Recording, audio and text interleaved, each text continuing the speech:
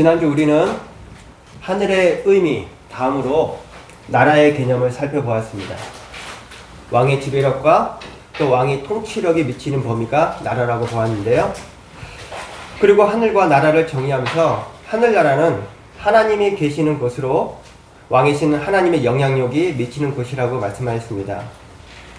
하나님의 통치와 하나님의 지배가 이루어지는 곳이 바로 천국, 즉 하늘나라라고 정의했는데요. 그렇다면 이 좋은 하늘나라가 정말로 저 하늘, 우주, 안드로메다 성은 뒤쪽에 있을까요? 어디에 있는지 성경에 적혀 있거든요.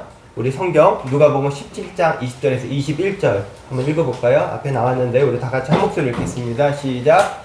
바리새인들이 하나님의 나라가 어느 때 임하니까 묻거늘 예수께서 대답하여 이르시되 하나님의 나라는 볼 수 있게 임하는 것이 아니요 또 여기 있다 저기 있다고도 못하리니 하나님의 나라는 너희 안에 있느니라. 아멘.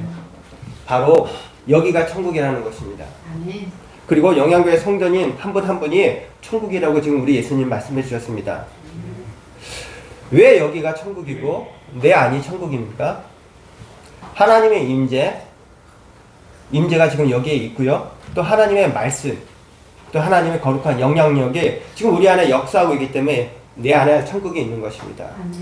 또한 하나님의 지배력과 하나님의 통치가 지금 말씀을 통해서 왕성하게 이루어지는 것이 이 예배당, 바로 천국 하늘나라인 것입니다. 할렐루야. 오늘은요, 왕국이라는 말과 나라라는 말의 차이를 한번 보려고 하는데요. 그동안 말씀드리지 않았던 천국 용어가 하나 있었습니다. 바로 왕국이라는 단어인데요. 사실 알고 보면 별로 중요한 단어도 아닙니다. 그런데 문제는 이 왕국이라는 단어에 사흘을 건 교단이 있기 때문에 좀 알고는 넘어가야 될 것 같더라고요. 왕국이라는 단어를 쓰면 어떤 느낌이 듭니까? 왠지 이단같이 느껴지십니까? 아니면 더 킹덤 오브 헤븐, 그러니까 좀 있어 보입니까? 둘 중에 하나일 것 같은데요. 사실 킹덤 오브 헤븐은요, 직역하면 왕국이 맞기는 맞습니다. 그런데 우리는 왜 왕국이라고 안 하고 나라라고 할까요? 오늘은 그 이유에 대해서 좀 말씀드리려고 하는데요. 문제는요, 이 왕국과 나라의 차이를 알기 위해서는요, 제가 좀 신학적이고 교리적인 이야기를 좀 해야 될 것 같아서요. 오늘 이제 본문 들어가기 전까지는 잠깐 눈을 감고 쉬시는 것도 제가 인정해 드리도록 하겠습니다. 아무도 조는 분이 없도록 제가 설명을 잘 해드리는 게 저희 또 의무겠죠. 천국이라는 용어는요, 이렇게 시작됐습니다. 천국을 한번 이렇게 쭉 타고 한번 올라가 보겠습니다. 우리나라에서 말하는 그 성경에서 말하는 천국은요, 어디서 왔냐면요, 바로 위에 영어 성경 킹덤 오브 헤븐에서 왔습니다. 직역하면요, 말씀드렸듯이 하늘 왕국입니다. 그런데 영어 성경을 또 타고 올라가 볼까요? 그러면요, 헬라어 성경, 헬라어 성경 바실레이아에서 왔거든요. 우리말로 하면 그냥 왕권 혹은 뭐 왕국 요 정도 됩니다. 그런데 또 바실레이아도 어디서 왔을 거 아니에요? 그 바실레이아가 어디서 왔냐면요, 구약 성경에 말쿠트라는 말에서 왔습니다. 이 말쿠트는요, 직역하면 왕의 상태, 왕의 범위 요 정도 뜻입니다. 다시 정리해서 한번 이 위에서 아래로 한번 내려볼게요. 최초로 이 천국이라는 말이 시작된 거는 구약에서 이 말쿠트라는 말에서 시작된 거고요. 왕의 상태. 그 다음에 신약에서 이 바실레이아가 왕권. 그 다음에 영어 성경에서 킹덤 오브 헤븐, 왕의 나라, 왕국, 요 정도. 그 다음에 우리나라 천국, 하늘나라가 된 것입니다. 제가 조금 더 깊게 한번 설명해 드릴게요. 먼저 구약 말쿠트인데요. 말쿠트라는 뜻은요, 이 말과 쿠트가 합쳐진 맛인데요. 이 말이라는 뜻은 멜렉이라는 뜻입니다. 멜렉 많이 들어보시죠. 아비멜렉. 이게 왕이라는 뜻이거든요. 근데 아비멜렉, 그러니까 그 멜렉의 우트, 이게 합쳐진 말인데요. 그냥 추상적인 개념입니다. 그래서 이 말쿠트 하면요, 하나님의 왕이 다스리는 이제 통치하고 권위와 왕권을 뜻합니다. 그러니까 왕의 상태, 이 말이거든요.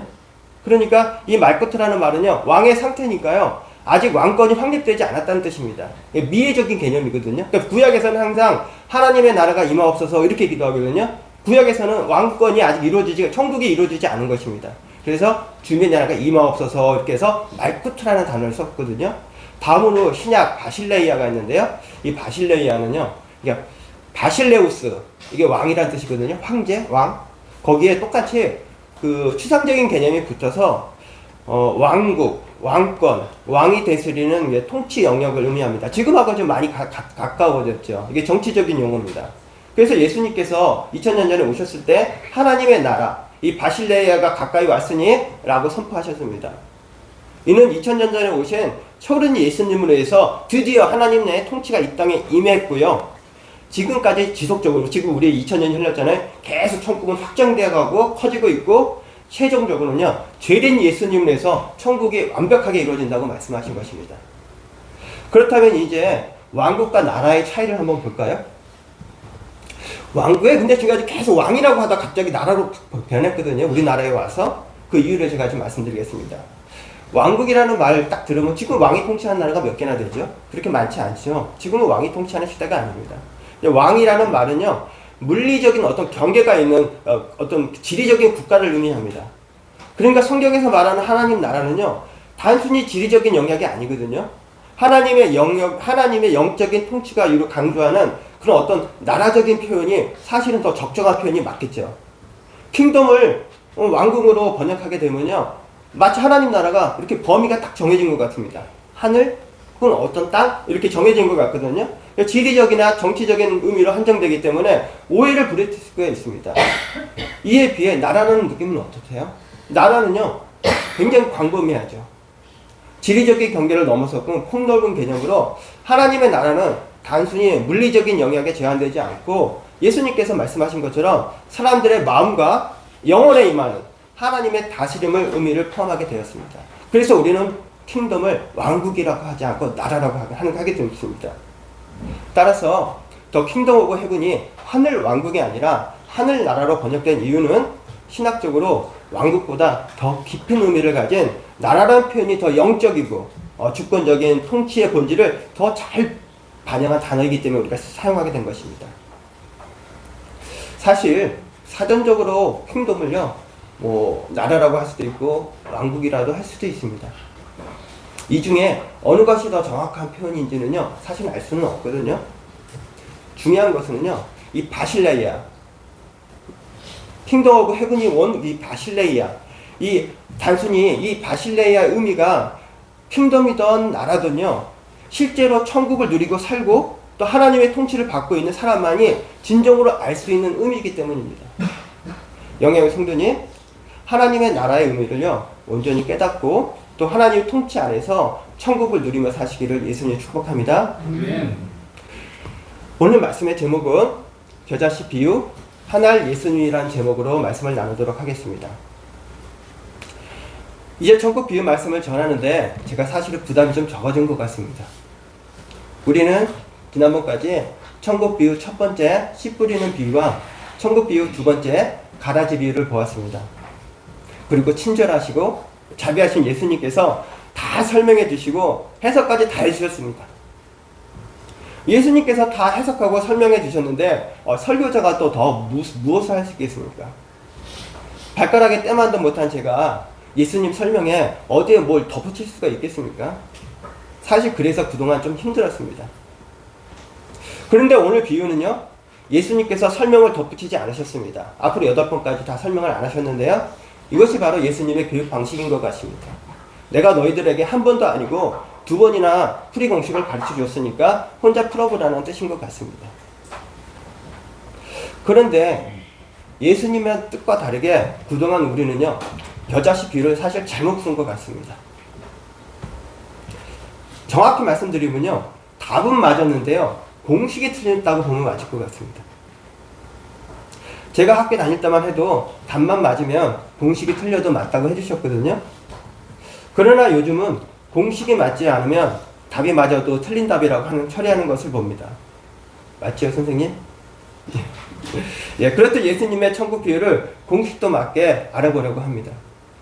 그러면 오늘 우리에게 주신 말씀 마태복음 13장 31절에 32절 우리 한 번 더 읽어볼까요? 시작.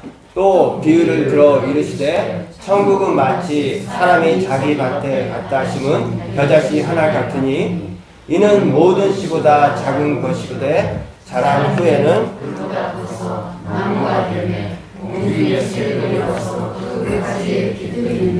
아멘.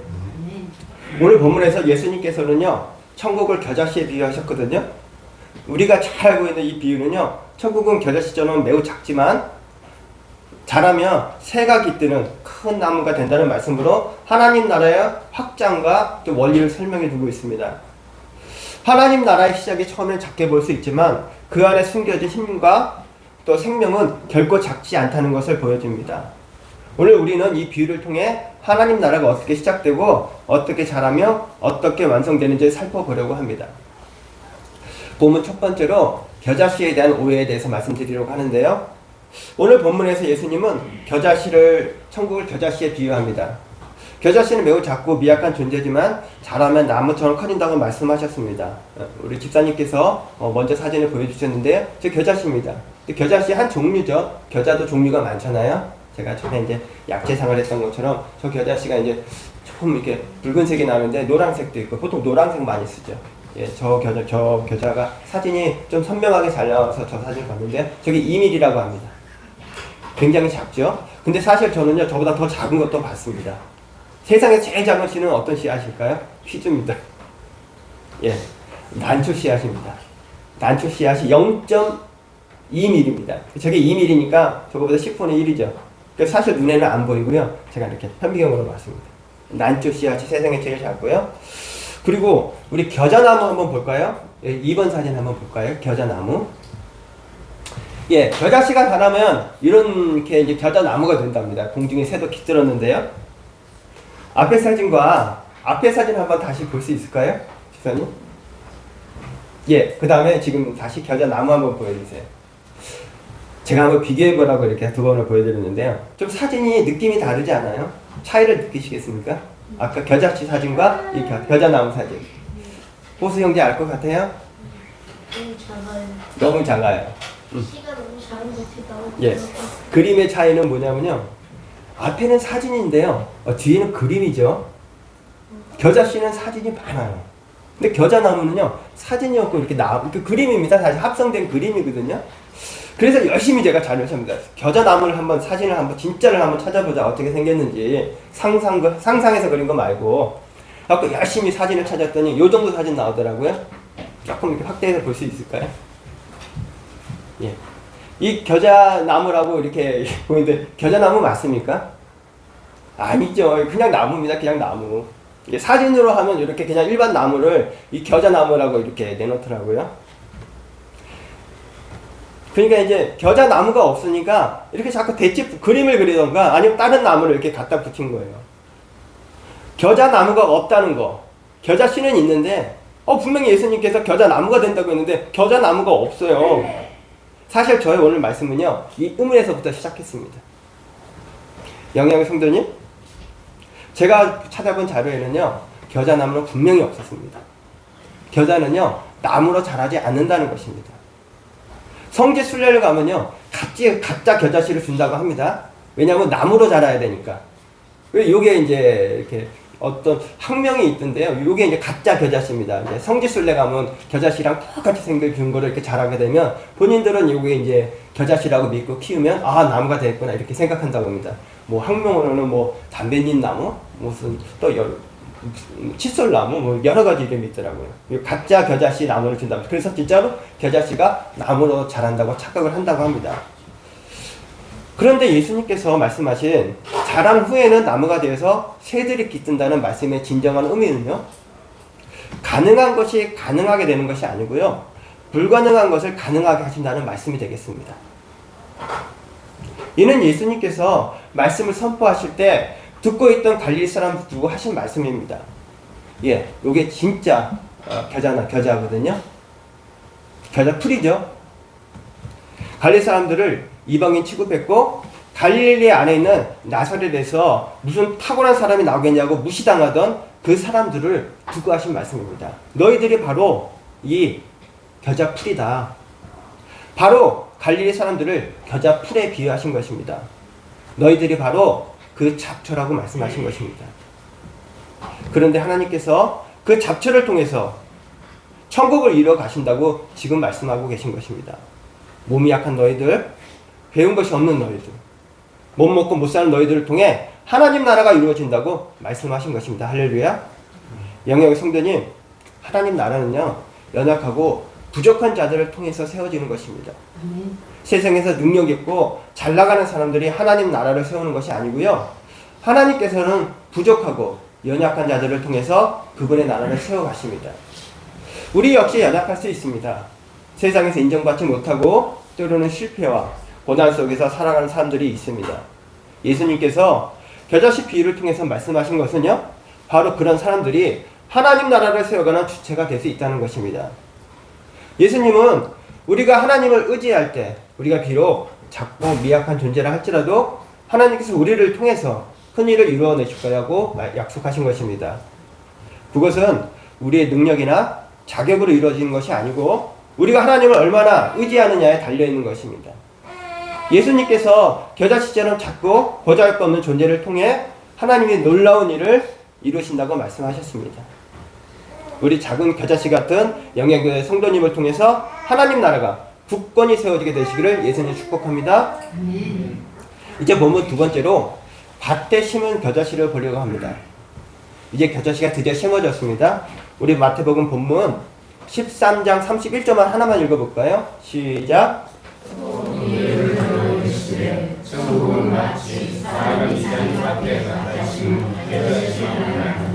아멘. 천국은 마치 자기 밭에 갖다 심은 겨자씨와 같다고 합니다. 앞에 사진을 보고 이 글을 읽으면 좀 특이한 거 느껴지지 않습니까? 또 비유를 들어 이르시되 천국은 마치 자기 밭에 심은 겨자씨 하나 같으니. 제가 겨자씨가 잡초라고 말씀드렸거든요. 겨자풀은 잡초입니다. 근데 자기 밭에다가 잡초 심은 사람 보셨습니까? 지난주 말씀처럼 가라지를 뽑아도 시원치 않을 판에 자기 밭에 잡초를 심다니요. 이게 무슨 말입니까? 그런데 우리 예수님은요, 잡초를 심으신답니다. 우리 예수님 그 귀한 밭에다가요, 쓸모없는 잡초를 심으신다고 말씀하셨습니다.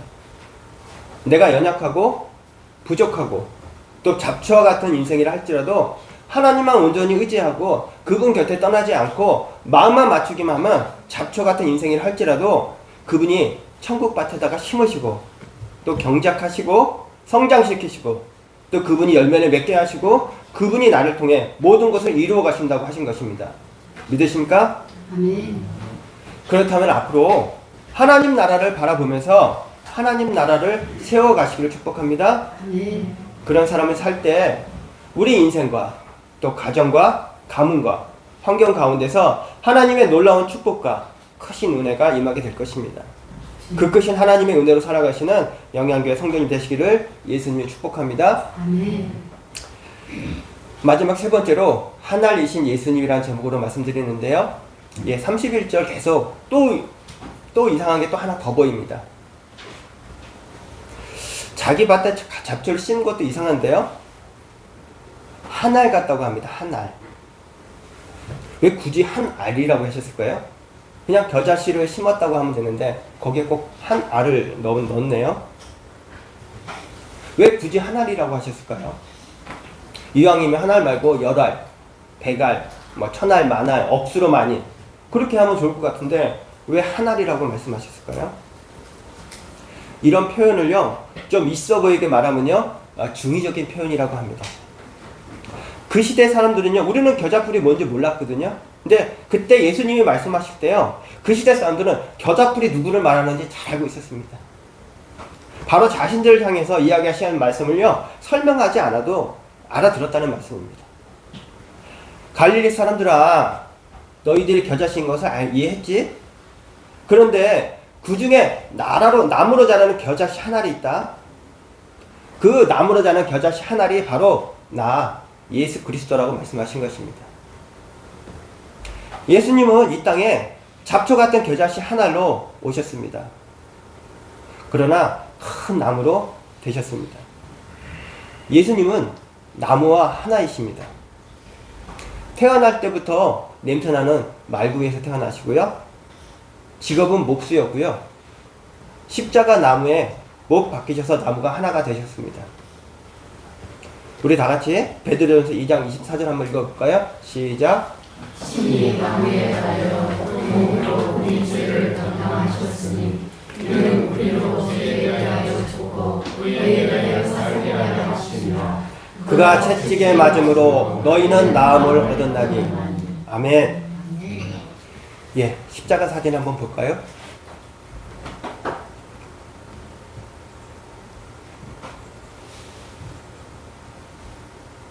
예, 예수님께서 십자가에 달려서 나무가 되셨을 때 공중의 새들이 와서 그 은혜의 십자가의 가지에 깃드는 것입니다. 하나님께서는 지옥과 의리를 죄에서 구원하기 위해 예수님을 보내주셨고, 예수님께서 친히 십자가에 못 박혀 돌아가심으로 이방인들과 또 잡초 같은 인생들이 그 은혜의 나무에 깃들게 하게 하신 것입니다.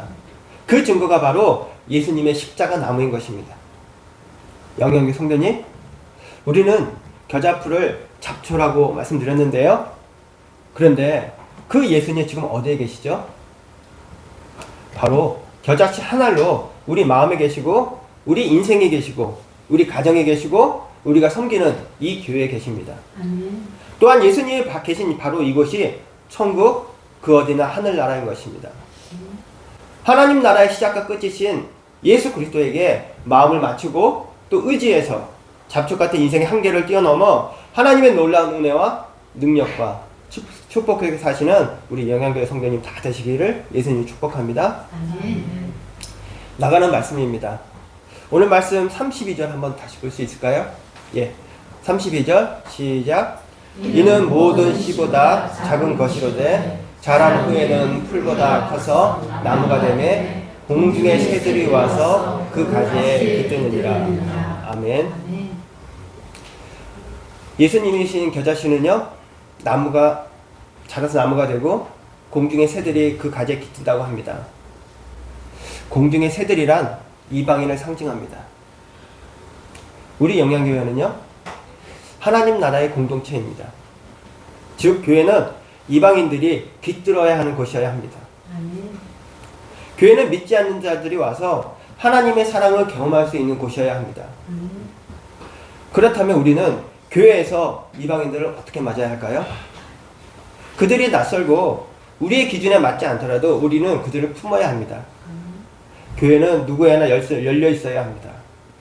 믿지 않는 사람들이 교회에 와서 하나님 말씀을 듣고 또 그 말씀 안에서 회복되고 변화되는 것이 바로 교회의 역할인 것입니다.